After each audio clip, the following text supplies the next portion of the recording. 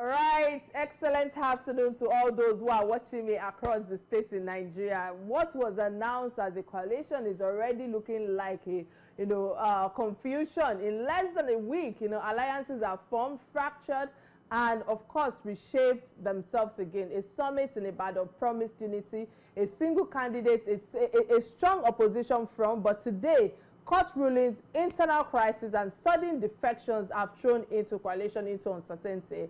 And then came the biggest shift, Peter Obi, the Rabiu, Kwankwaso, leaving the ADC and moving into a new platform.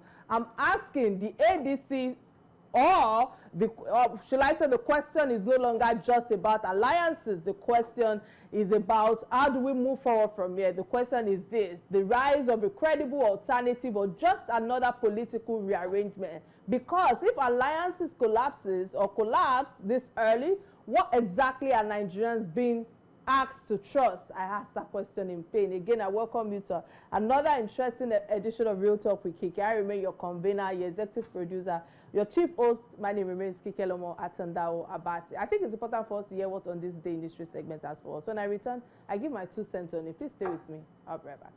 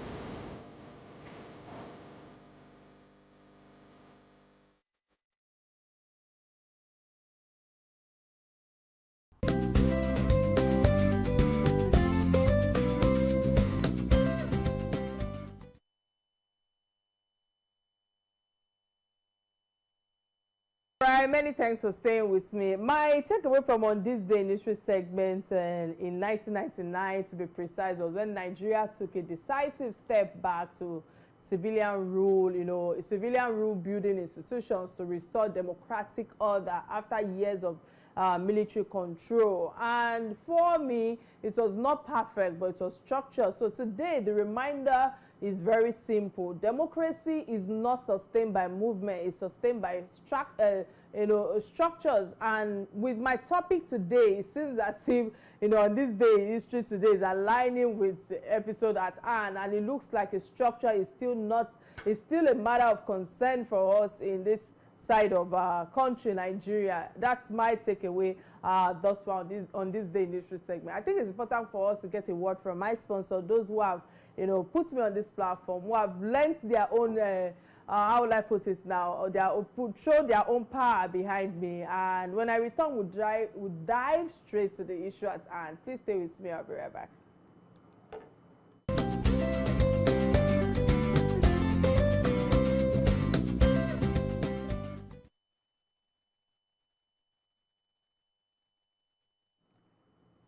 All right, welcome back. Let's get straight into the issue at hand, because this is not just about defection. This is about direction, the big realignment. Can new alliances redefine 2027 is the question I'm asking today. What are we seeing now, which is fast, which is swift in terms of unstable and deeply consequential, a coalition that I still feel promised, the unity is now dealing with leadership disputes, court cases, internal fractures, and competing ambitions. And now a new platform has emerged, the NDC. But the real question remains: is this structure or just survival?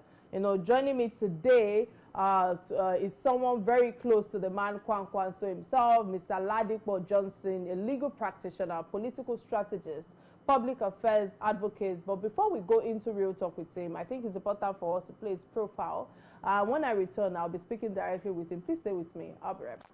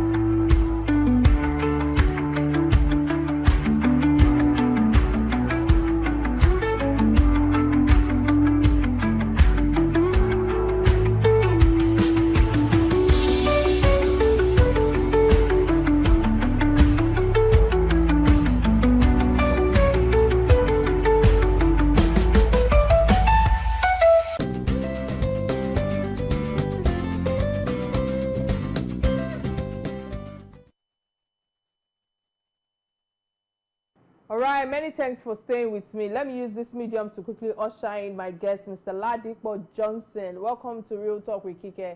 How are you doing today? Can you hear me, sir?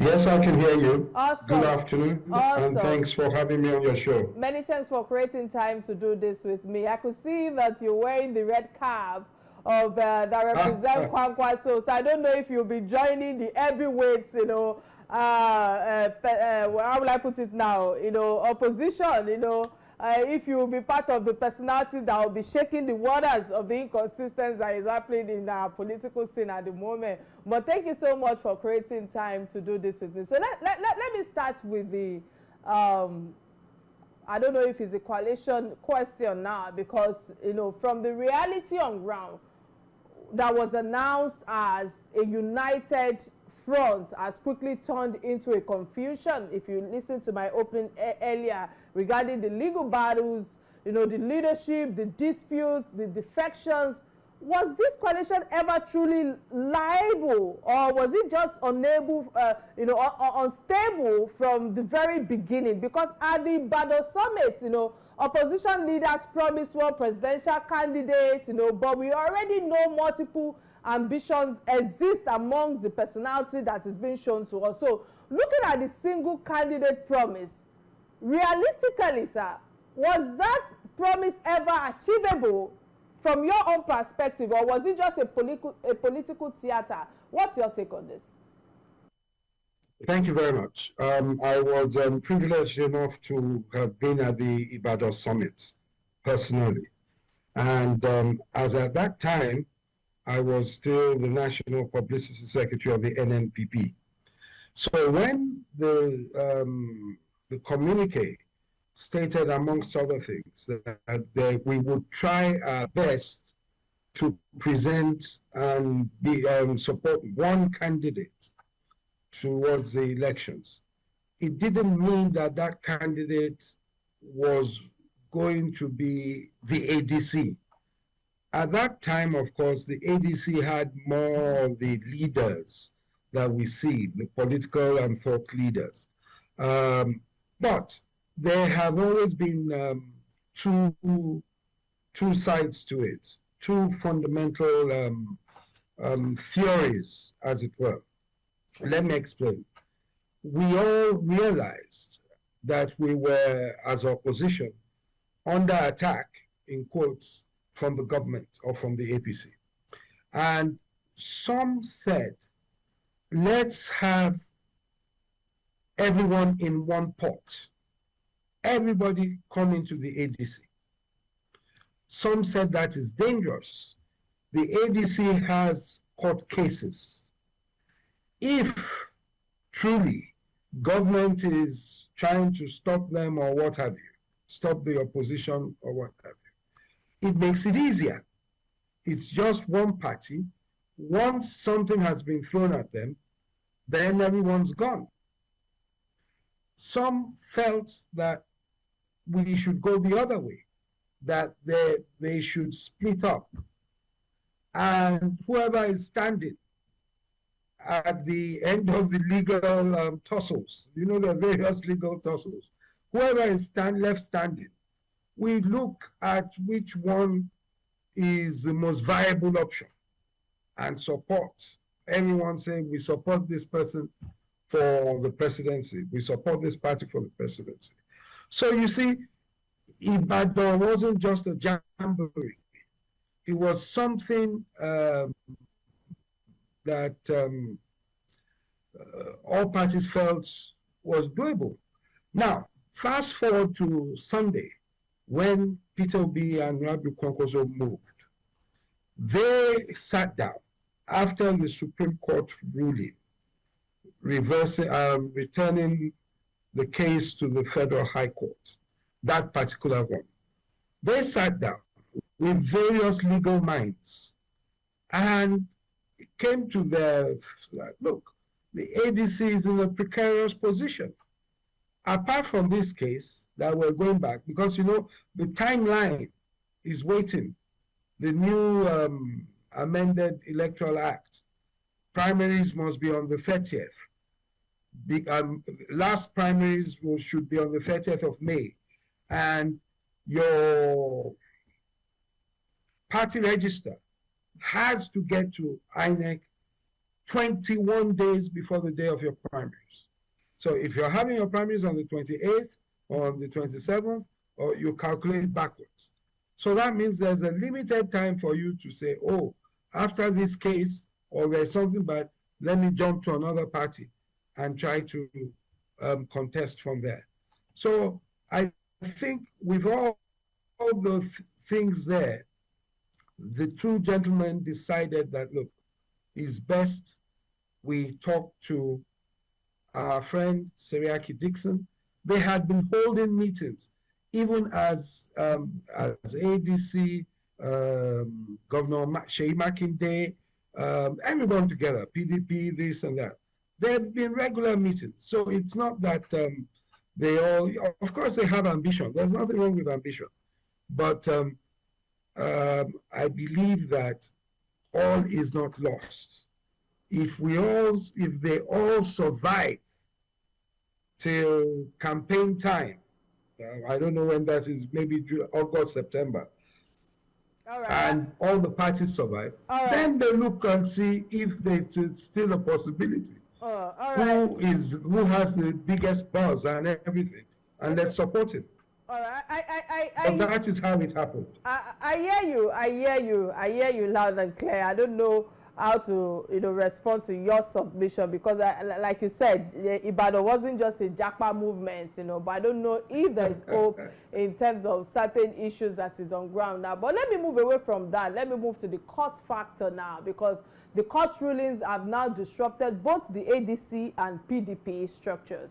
What does this say about opposition readiness when internal legal battles are the dominant one? And at the moment, it seems as if there's so many challenges regarding all of that. And when you look at the Obi Kwankwaso issue, when it comes to Peter Obi and your Rabiu Kwankwaso moving into the ADC, is this strategy repositioning or just political survival in the face of instability? Maybe I should also use the Japa movement, as you have said in your earlier submission, regarding the instability that is going on right now, because it seems as if every one of them just have their own personal interest in this political arena.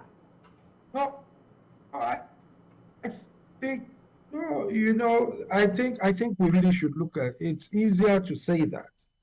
But if you and I were in a party and we have aggregated our interests to say, okay, let us work together. Let us try to give Nigerians an alternative platform towards this election. We have 30 governors going to a particular party. We have this, we have that. It's beginning to look as if we're all being railroaded into a one-party state. So if that were the situation, which it is, you and I would say, oh, let's start talking to different people to make sure that we don't have, we're not snookered, as it were. And by 8th of May or 6th of May or 7th of May, it is all done. We cannot give the people an alternative. So in that case, which is the case now, it would be easier, and you now describe them as jumpy. But unfortunately, with what we see from the judiciary, with what we're seeing in the political space, take it from last year, take it from the way the governors were moving to the APC and the senators and members of the National Assembly.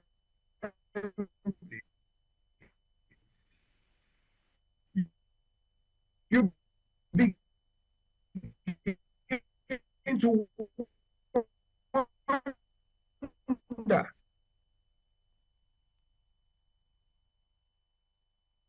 that one or the other, no matter how silly the issue looks, and if you balance that with the fact that this gentleman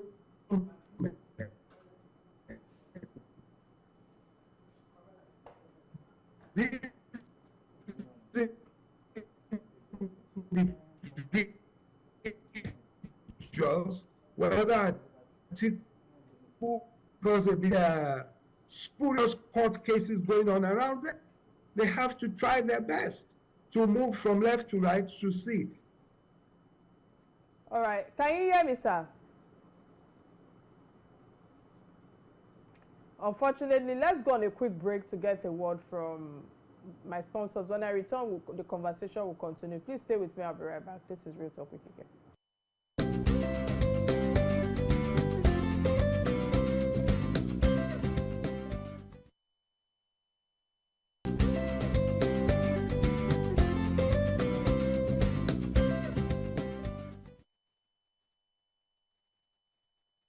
Hi, many thanks for staying with me. If you are just tuning in, I'm still on the topic of can new alliances redefine 2027? And of course, my guest, Mr. Ladipo Johnson, I've been throwing a lot of light on the issue at hand. I hope the network is a bit more stable at its end now. Can you hear me, sir?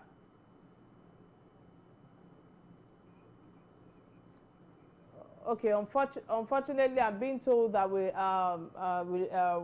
we lost him, so we'll try to re-establish connection with him.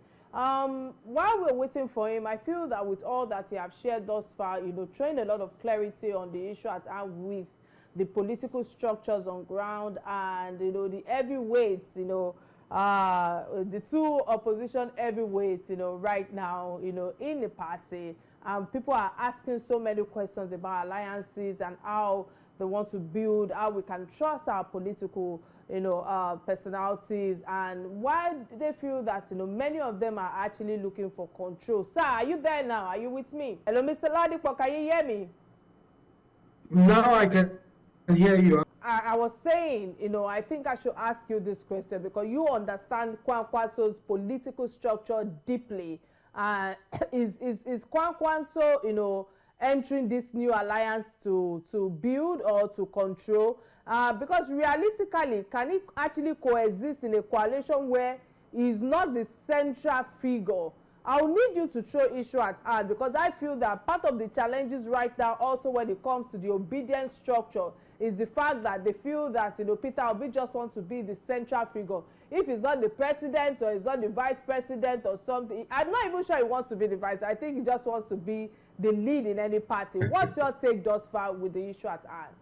Well, I believe that before the two gentlemen made the move to go to the NDC, to join the NDC, they had spoken extensively.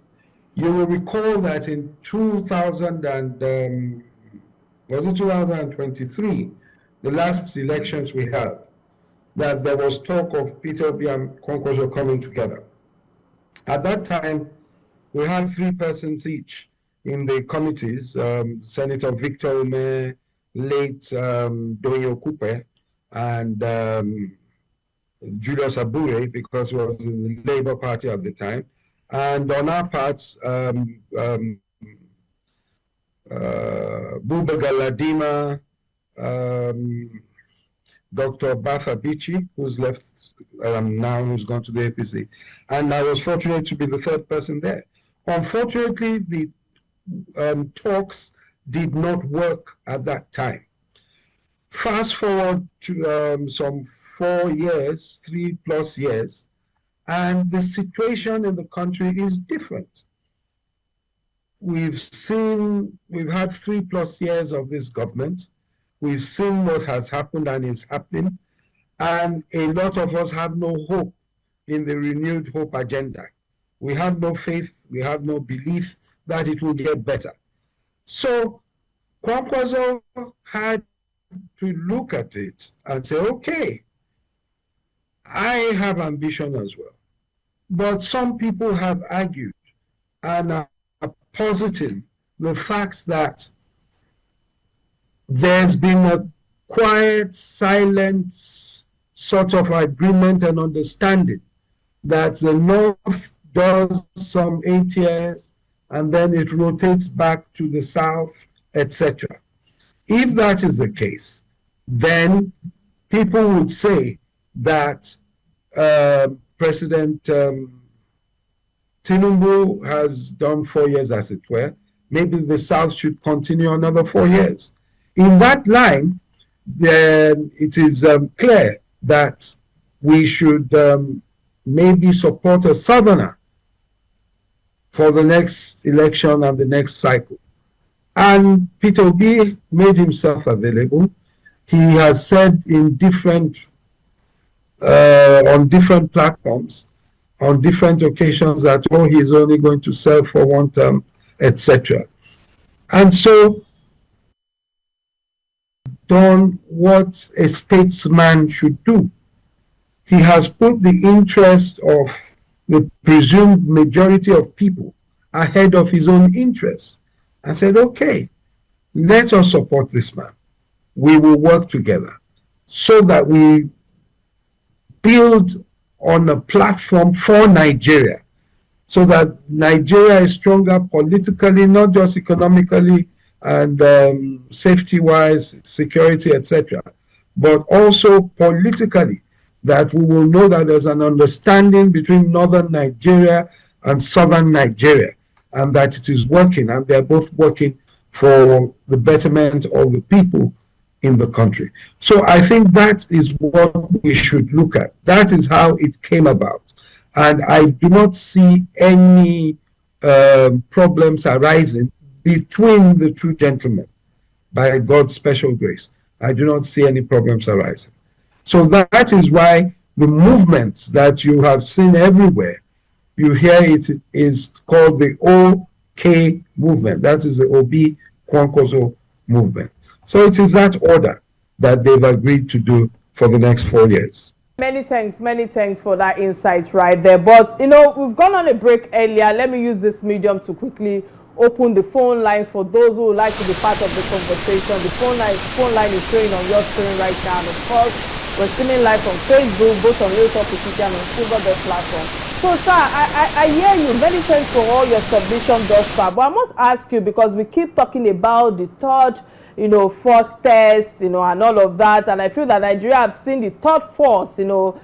We've seen the third force attempts before, honestly. What makes this moment different? What's your take on it? Because are we watching the same pattern repeat itself again and again without no solid solution to the issue at hand? There's a reason why I'm asking this question. What's your take on this?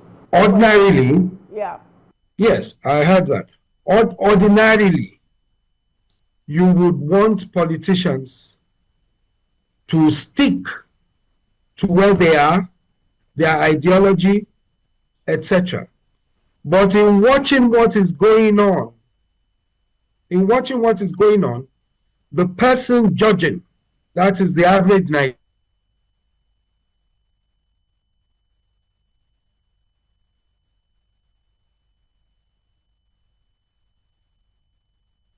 Unfortunately, I'm not sure I can continue with our guest because the network is a bit erratic right now. But I think that with all that you have shared thus far, I'm so sorry. I'm yeah, so sorry. I yeah, was saying, can you hear me? yeah. Go ahead, please. Go ahead, please. Yes, I was saying ordinarily the average Nigerian should also look at the situation we're in with the government at the center. They should look at the way and manner. It just seems that all the governors were moving to the APC, way and manner that all sorts of people moved. And note that all the opposition parties have issues, most of them in courts. So definitely, you have to first survive that before you present a manifesto to the people of the country. I have no doubt, to go to your question, that Nigerians, the majority of them, will have confidence in this ticket of Obi and Kwankwaso because they have track records.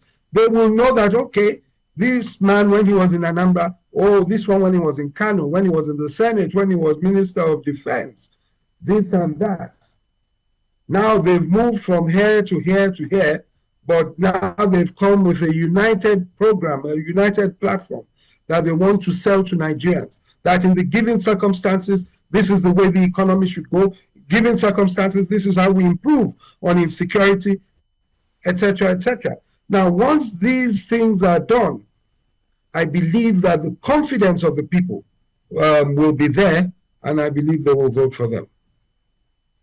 This will be my last question to you because the network is a bit erratic at your end. And I just want us to quickly strip this down, looking into the structure versus the ambition of the personalities involved. Are these alliances being built on shared vision? I want you to answer honestly, or being shared in terms of ambition. And if ambition dominates, can any coalition actually survive the issue at hand right now? That's my first question to you. My second question to you is the solution. Looking forward, looking ahead, the 2027 reality check. Is the opposition becoming stronger through realignment or just weaker through fragmentation? What's your take on this?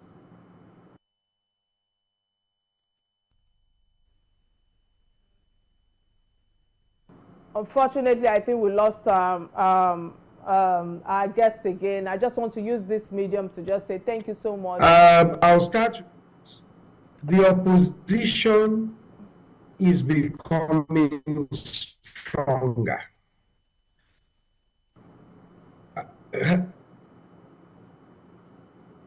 Apologies, I think I have to let the guest go right now. I would just want to say thank you so much for bringing clarity when the network at your end was a bit audible on Real Talk with Kike. Mr. Ladipo Johnson, a legal practitioner, political strategist, and of course public affairs advocate. The real question that I keep pondering on in my head right now is who is building something Nigerians can really trust? Because if today has shown us anything, in the political arena, realignment is not strategy. Structure is really is, and it's really important for us to have that structure in place. And ideology driving many of them. I think that's also what lacks right now in our political arena. But before I wrap up the show, let me use this medium to just move to the last segment of the show called My Take, and this is where I take trending stories. These are stories that affect us all as Nigerians. And the first trending story that I would like to touch on, even though it's something that I deliberately had to bring to fore today, it's not trending, but it's pretty much very important to me. It's the World Press Freedom Day and Nigerian system. And my take on this really, because this day was marked globally on May 3rd, to be precise, a date established by United Nations, General Assembly in 1993, following the Windhoek Declaration. And it's a day set aside globally to remind governments of their own duty to respect and uphold the right to freedom of expression. He also honors journalists who have also lost their lives, in the fine of duty across the world. The press is recognized as a pillar of democracy, a watchdog over power, and a voice, for the people. Now, bringing it home to Nigeria, for me, the function of press and journalists is intertwined, however we all want to look at it, because it stems from the same roots to education,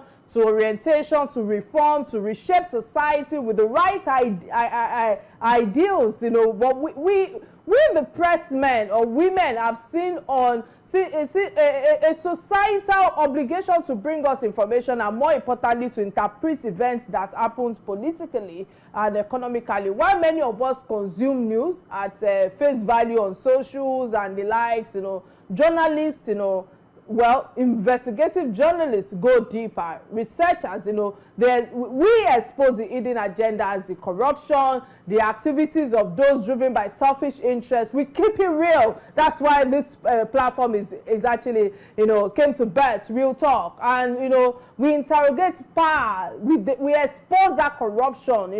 We connect the dots that the ordinary citizens may not immediately see. So, but can we honestly say that the Nigerian press is free today is a question I'm asking in pain, because the question is uncomfortable for every one of us.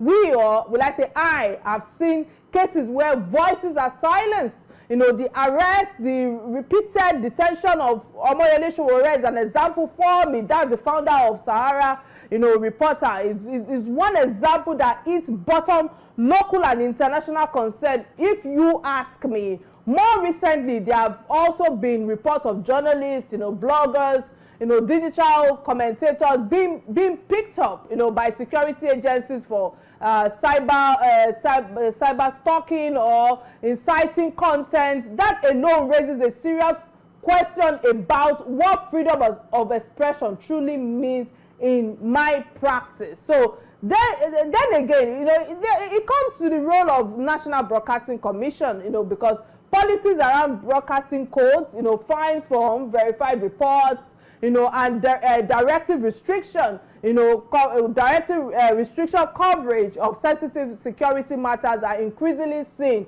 as tool of control rather than regulation. When a regulator, begins to guide narrative too tightly, it starts becoming suppression. There are signals. The press and democracy are a twin if we want accountability. So it's also about freedom of expression, freedom of association, and the right to hold people accountable. Yet we see regulatory bodies like National Broadcasting Commission issuing guidelines and sometimes feel more like restriction than frameworks. When the press is pressured, democracy is weakened, if you ask me. I feel we can do better. Why the NBC is out there to run, but controlled and influenced by government of the day is not something I feel that we should, fan. Whoever stands, to stop that institution should also respect the right and obligation of that office to provide balance of truth and fairness to all members of our society at large. So a society without a free press is a society that is blind, because journalists we are the conscience of the society. If you silence us, or all of us, or them, you silence the truth, and that is the danger that we must all pay attention to. That's my reason that I felt like I needed to bring this issue out. And even though this trending took place May 3rd, but I felt that I needed to highlight it, and it's something that, was big on my mind. And that's my take on this trending story. The second one for me is also a bit personal. I think all my trendings today are a bit personal, and that is the Money Point CEO that claims Nigerians are unemployable, and when I saw this, the argument is rich for me to react to. There are many trending stories sometimes that I feel that it's not worth my time. It's not worth for me to create awareness on. I like discourse like this because it speaks to youth, unemployment, employment as well, tech, fintech, finance, global competitiveness, and and skills acquisition, hence the reason why I felt like I needed to take this conversation. To start with, as a CEO in his shoes, I understand Tosi's frustration in trying to find employable Nigerians.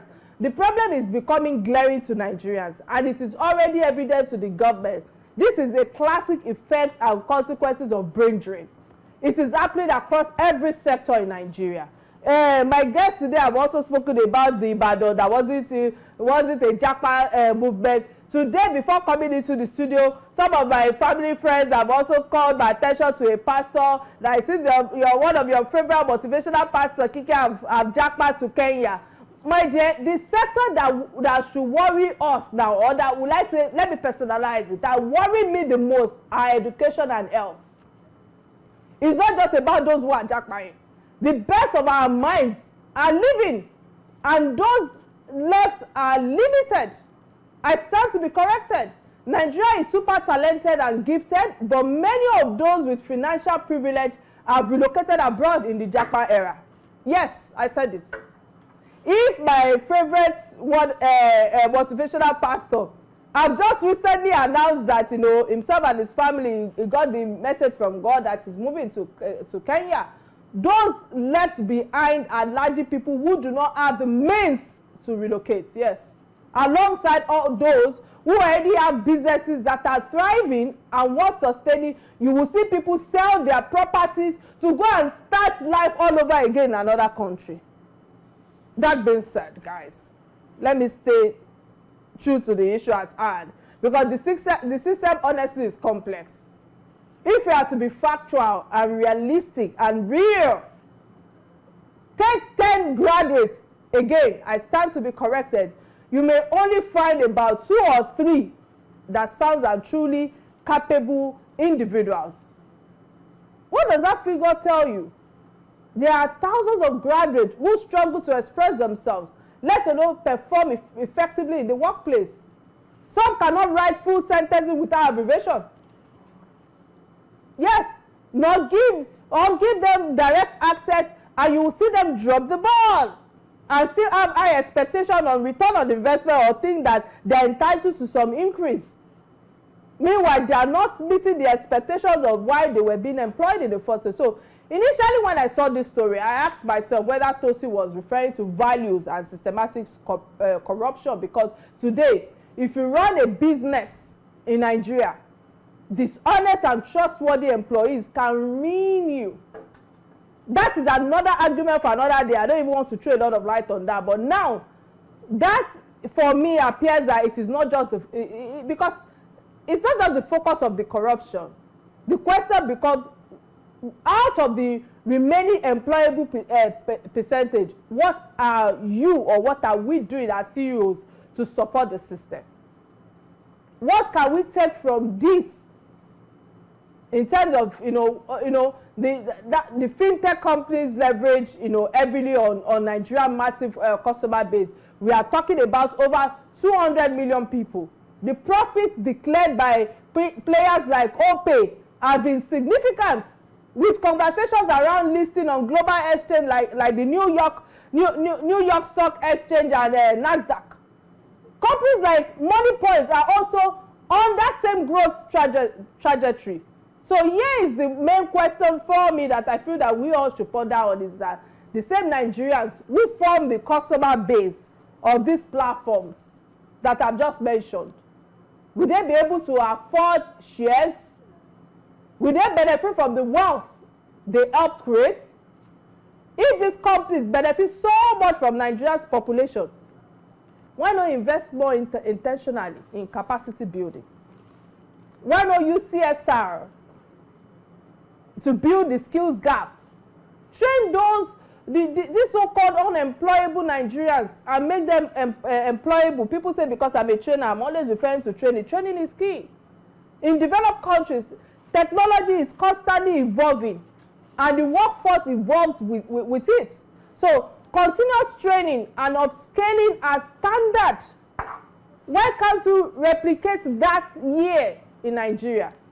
So again, I'm asking this question back to Tosin. It's very simple. Beyond beyond identifying the problem, the challenges, what are you doing to fix it? It's not just about pointing out the flaws in a system that you are profiting from. It's about contributing to improving that system and moving Nigeria forward. I think that's my take thus far, because I feel like many times we are quick to point fingers. Many times we are quick to, point out the flaws. What's our contribution to that growth that we are seeking for? On this note, this is where I draw the curtains of the show. Unfortunately, and we could not reconnect to my guests. The network was a bit erratic at its end, but I just want to say many thanks to my guest, Mr. Ladipo, for sharing his own perspective on the issue. And I'm hoping that Nigeria will be great again. Honestly, I keep saying that in the last few episodes, and it's because I'm really worried for the next generation, and of course how things are being run right now in the political arena. My name remains Atanda-Owo. Till I come your way on Thursday, please remember to catch me live on Inspiration FM, 5 p.m., your drive time talk show. Bye now. Please stay safe and remain kind to one another.